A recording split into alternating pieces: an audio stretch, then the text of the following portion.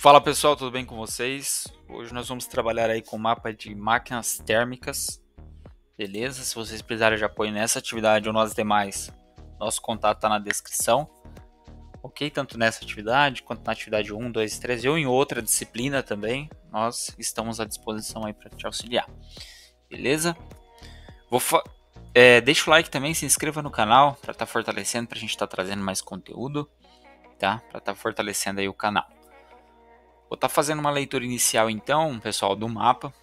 Tá? Vamos fazer uma contextualização, entender os principais conceitos, principais pontos, qual que é o objetivo dessa disciplina, a importância, por que ela foi criada, qual que é o impacto na indústria de fato. Tá? Vamos lá então, ó. O que ele diz aqui para nós?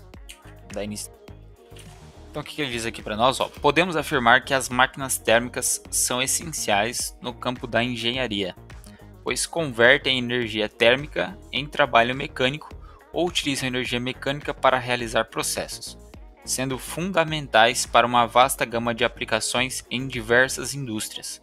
Sua importância vai além de sua presença no nosso cotidiano, como nos sistemas de transporte, geração de energia e sistemas de climatização, estendendo-se também a áreas críticas como a refrigeração e o aquecimento de processos específicos, como em ambientes hospitalares, por exemplo. Essas máquinas operam com base nos princípios da termodinâmica, que governam a conversão de energia entre calor e trabalho. A compreensão do funcionamento das máquinas térmicas é crucial para otimizar a eficiência dos sistemas e reduzir os impactos ambientais, principalmente no que diz respeito ao consumo de combustíveis fósseis e às emissões de gases de efeito estufa.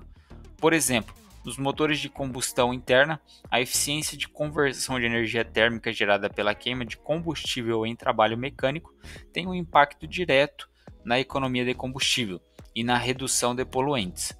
Além disso, as máquinas térmicas são fundamentais para a geração de energia elétrica, onde ciclos termodinâmicos são aplicados em usinas para a conversão de calor em eletricidade. Esse processo é vital para o abastecimento energético de países e para o funcionamento de toda a infraestrutura industrial e comercial.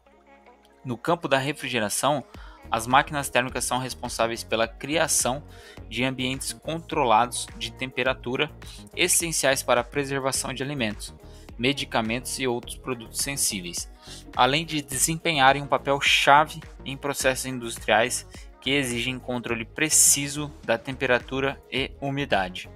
Sistemas de ar-condicionado e refrigeradores domésticos também são exemplos de aplicação das máquinas térmicas, ok? Então, nessa atividade, teremos como objetivo avaliar as propriedades e funcionamento de um sistema térmico, realizar cálculos e dimensionar a capacidade de funcionamento, também verificar a operação e desempenho do sistema, ok? Beleza. Contextualização do mapa, então.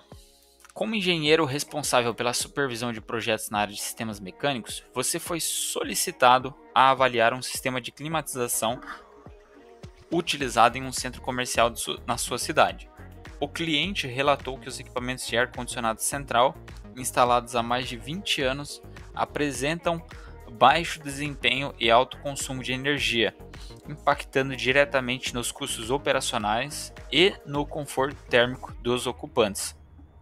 Sendo assim, o cliente solicitou uma avaliação para verificar a possibilidade de um retrofit, ou seja, uma substituição desse sistema por um mais atual e eficiente. Você foi até o local e solicitou algumas informações ao responsável da manutenção sobre o sistema, o qual repassou os seguintes dados: sistema opera com fluido refrigerante R134A. O fluido refrigerante é admitido no compressor no estado de vapor superaquecido a 0,08 MPa e menos 10 graus Celsius. Após a compressão, o fluido encontra-se a 0,8 MPa e 62 0,7 graus Celsius. O refrigerante é então resfriado até 0,75 megapascal como líquido saturado. Posteriormente, o fluido é expandido até 0,08 megapascal. Você verificou também que a carga térmica no local é de 10 kW. Ok? Beleza, pessoal. Feito a leitura inicial, o que eu quero destacar aqui para vocês? Explicando de uma forma mais simples, máquinas térmicas são dispositivos que vão transformar calor em trabalho, ou ao contrário, tá? Ou seja, eles vão usar o trabalho para mover calor de um lugar para outro.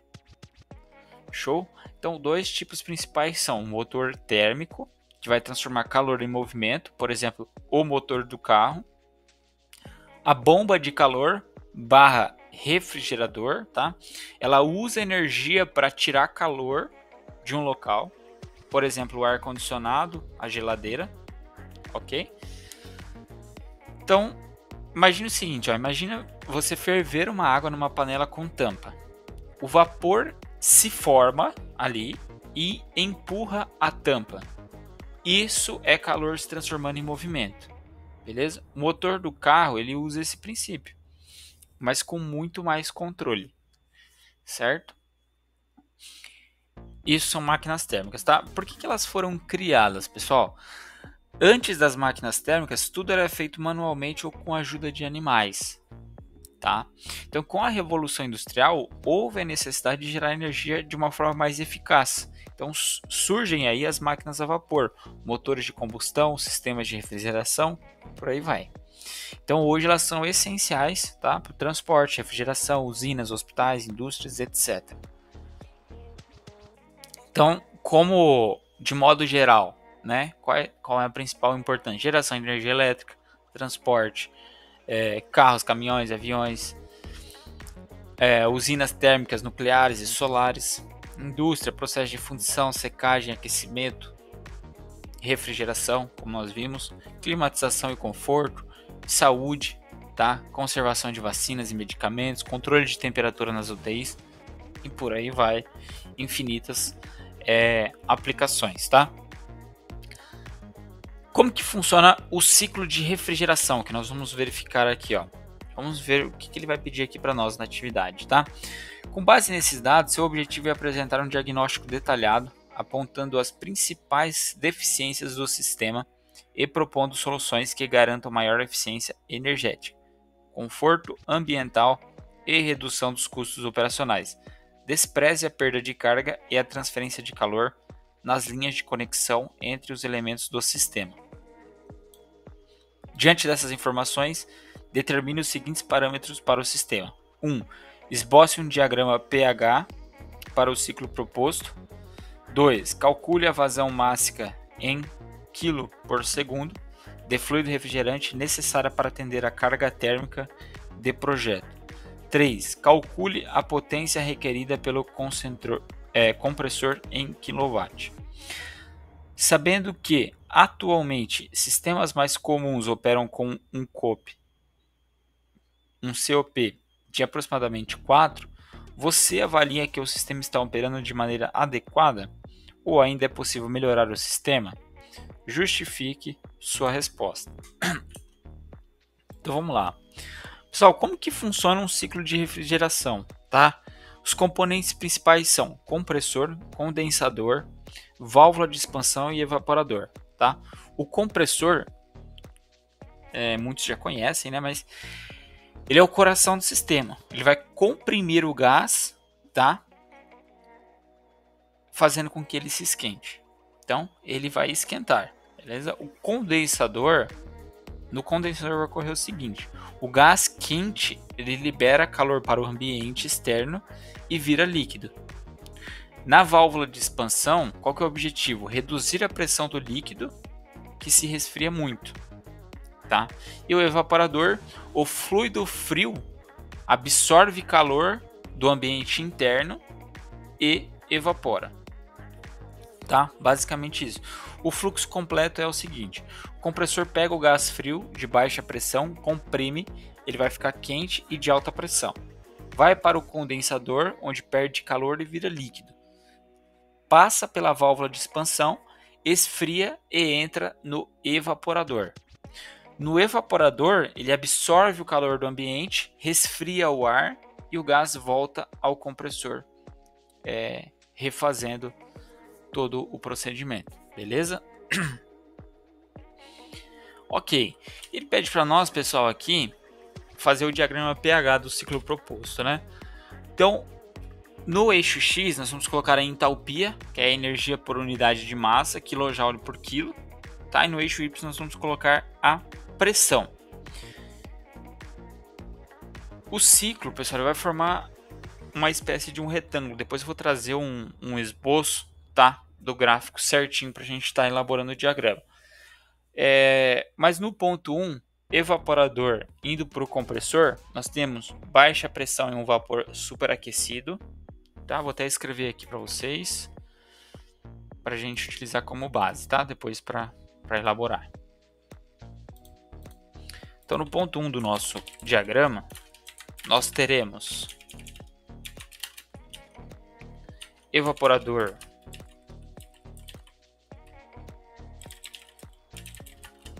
para o compressor.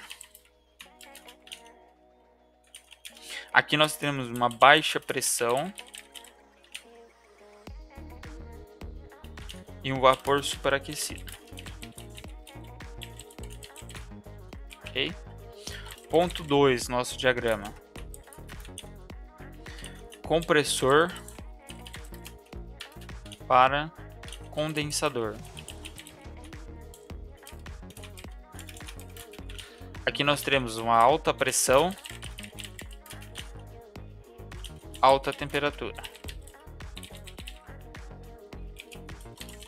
Ponto 3. Final da condensação.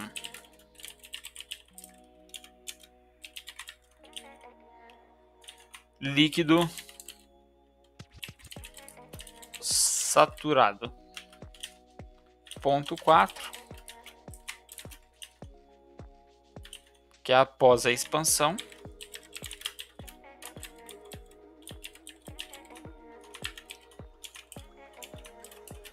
Nós teremos então baixa pressão.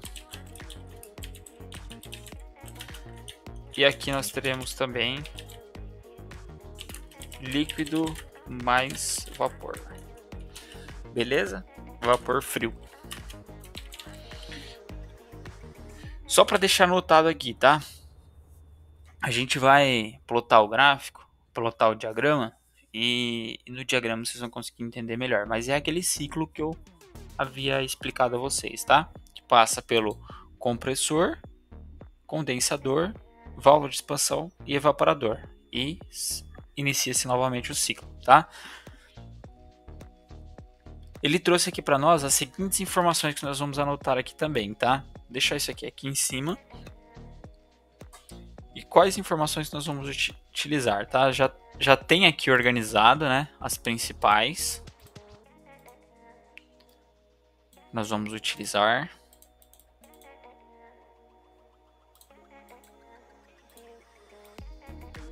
Está aqui para fazer a coleta dos dados, tá? Que seria isso aqui, ó? Fluido entra no compressor. Tá aqui, ó. Fluido entra no compressor a menos 10 graus Celsius e 0,08 megapascal. Esse aqui é o nosso ponto 1, tá? Ele tá entrando no compressor nessas condições. Quando ele sai do compressor, seria o nosso ponto 2, tá? Após a compressão, o fluido encontra-se 0,8 megapascal a 62,7 graus Celsius. Observem que a pressão aumentou e a temperatura aumentou. Então, o objetivo dentro do compressor foi concluído. Pressão e temperatura aumentou. O refrigerante é então resfriado até 0,75 MPa como líquido saturado. Observem só então, esse aqui é o nosso ponto 3, tá? Vai para o condensador, como nós já explicamos, que é o condensado, né, a líquido saturado a 0,075 MPa. Depois ele se expande, né, e volta, né, ó, observe novamente a pressão. O que vai acontecer? Vai reduzir drasticamente a pressão, porque ele é expandido, né, então a gente separa mais as moléculas ali, certo? E ele vai, consequentemente, ter uma menor pressão. Esse aqui é o nosso ponto 4. E depois inicia-se novamente o ciclo. Beleza? Então é justamente isso aqui que nós explicamos ali em cima. Nós temos as informações para a gente estar utilizando aí, para estar colocando no nosso gráfico, tá? Pessoal, qual que vai ser o procedimento aqui? A gente vai calcular primeiro então a vazão mássica, tá? Depois a potência do compressor para a gente conseguir avaliar o CUP. Porque ele pede para nós avaliarmos se esse sistema é eficiente ou não. Tá? A gente vai utilizar o CUP para analisar isso aí e justificar a nossa resposta final. Tá? Então, basicamente isso que a gente vai fazer, tá? Depois do diagrama. Show! Outro termo importante que ele trouxe aqui é o retrofit. Tá? O que é isso, pessoal? É atualizar sistemas antigos com tecnologia moderna, mantendo parte da estrutura. Então, como soluções, né? Substituir o compressor antigo por um modelo mais novo, modelo inverter, que é um mais econômico. Tá? Atualizar o fluido refrigerante para um de menor impacto ambiental. Automatizar o sistema com sensores que regulam a temperatura conforme a ocupação. E por aí vai, tá? Diversas outras aplicações, soluções. Então é uma substituição, esse termo utilizado, substituição por um sistema, como ele mesmo diz ali, mais atual e eficiente. Beleza? Então isso que a gente vai avaliar, a gente tem que levar em consideração para nossa análise depois também, tá? Tem como melhorar o isolamento térmico dos dutos e ambientes, tem como integrar uma energia renovável, uma energia solar, por aí vai, tá? A gente vai propor de acordo com nossas análises aqui, diagrama da vazão, da potência, da eficiência e tudo mais, beleza? Pessoal, indo aqui então para a atividade 1, o que ela nos diz? Como engenheiro projetista de sistemas de climatização, você foi solicitado a realizar um cálculo de carga térmica para um projeto de um escritório, para que assim seja dimensionado a capacidade necessária para o equipamento de ar-condicionado. Consultando a planta abaixo do local e informações importantes fornecidas pelo cliente, você levantou os seguintes dados. Então nós temos aqui, pessoal, materiais construtivos. Material construtivo da parede externa. Aí nós temos as informações aqui ao lado, tá? Camada externa. Vou ler essa primeira aqui, só para a gente ter uma noção, mas basicamente a gente vai descrever aqui dimensões, energia total, que seria watts por metro quadrado vezes graus Celsius, tá? Cor que impacta também. Então, diversas informações aqui, tá? No caso do material construtivo da parede, camada externa de reboco de 2 cm, mais tijolo de 6 furos de 12,5 cm, mais camada interna de reboco de 2 cm. O total, 2,4 watts por metro quadrado, graus Celsius, ok? Material construtivo das paredes internas, temos aqui também janela externa, cobertura, porta e por aí vai, tá? São informações que eu vou explicar certinho que impactam na nossa carga térmica do ambiente, beleza? A área do escritório, pé direito, altura, né? Local, ocupação, tipo de atividade, equipamentos, iluminação, taxa de infiltração / ventilação, beleza? E temperatura nos ambientes adjacentes. Aí nós temos aqui a planta do local, nós podemos visualizar na imagem abaixo. Então tá aqui o escritório, beleza? Aqui nosso escritório, a janela, tá? E as informações do ambiente ali que foram dadas. E aí o que ele pede aqui para nós, ó? Vamos lá. Informação importante: todas as paredes fazem divisa com ambientes internos, exceto a parede voltada para a face leste, que faz divisa com o ambiente externo. A temperatura interna do projeto será 24 graus Celsius. Após avaliar a situação, calcule a carga térmica total, considerando as parcelas de condução de calor pelas paredes externas e internas, e cobertura, janela e porta, pessoas, equipamentos e iluminação. Sabendo que os equipamentos de ar-condicionado tipo split, comumente encontrados no mercado brasileiro, possuem as seguintes capacidades conforme a tabela abaixo, qual capacidade você recomendaria ao cliente de acordo com o resultado na carga térmica? Aí ele traz aqui qual que seria a capacidade para esse ambiente aqui, pessoal, com base em todas aquelas informações, isso que nós vamos analisar, tá? Então o que ele trouxe aqui para nós, ó? O que seria a carga térmica? Carga térmica é a quantidade de calor que precisa ser removida de um ambiente para manter ele em uma temperatura desejada, geralmente entre 22 a 24 graus Celsius em ambientes internos, tá? Então ela depende de vários fatores, como o calor que entra pelas paredes, janelas, cobertura, calor gerado por pessoas, equipamentos, iluminação. Isso tem que ser avaliado. E por que nós vamos calcular? Para dimensionar corretamente o ar-condicionado, evitar desconforto térmico, alto consumo de energia e desgaste desnecessário do equipamento, tá? Então, como a gente já viu, né? Todos aqueles fatores vão impactar. E agora nós vamos organizar as informações, as principais que nós vamos utilizar, para estar calculando então a carga térmica ideal. Vamos chegar lá depois em BTU por hora, tá? 1 watt equivale a aproximadamente 3,412 BTU por hora. A gente vai calculando em watt ali todas as potências, todas as cargas térmicas, né, geradas, e depois a gente transforma para BTU por hora para ver a que mais vai se encaixar ali para o nosso exemplo, beleza?